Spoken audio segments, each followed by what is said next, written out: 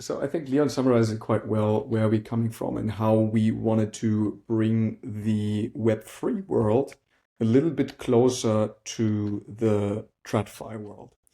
And the interesting part here is that we wrote our initial white paper and raised initial seed capital or pre-seed capital onto that. It was pretty minor, but it got us started. We were just still us two. And while building the first MVP and designing all of the screens, we noticed super quick that the very, very deep DeFi angle. There was the time with NFTs, there was the time with liquidity staking, there was a time where you also had all of these actually Web3 games coming up with Illuvium, Sandbox. There was a lot of hype around different things. We were initially much more focused on the virtual asset part of things. We were initially also planning to include a virtual asset exchange where we combined a also from a German founder protocol called Luxo, which in our eyes really much solved the key issue with NFTs or in itself crypto tokens not being able to transfer a lot of on-chain data. And it's pretty much the sense of how DeFi can we get, how much information we can actually put on chain while not being compromised on actual databases that touch the real internet. How distributed can we get?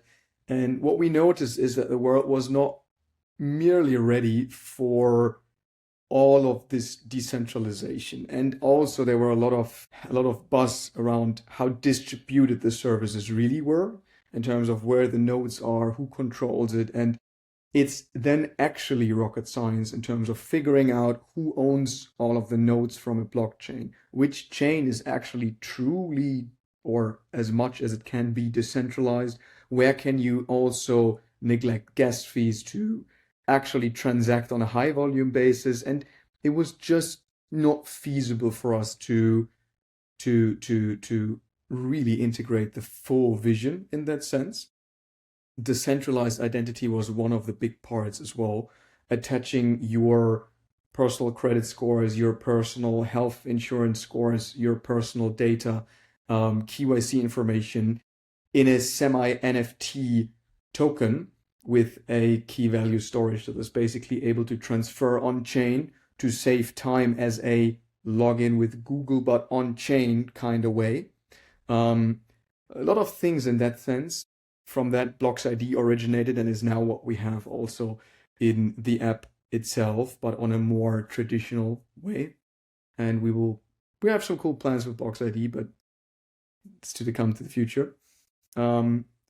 And yeah, I think general pivots in the product sense were about that, but also not only product and feasibility is one sense, but also regulatory landscape and public vision is something. When FTX happened, we really faced a lot of issues also from the licensing part. That was our first big delay that we encountered is from a licensing end due to the general landscape not being as open.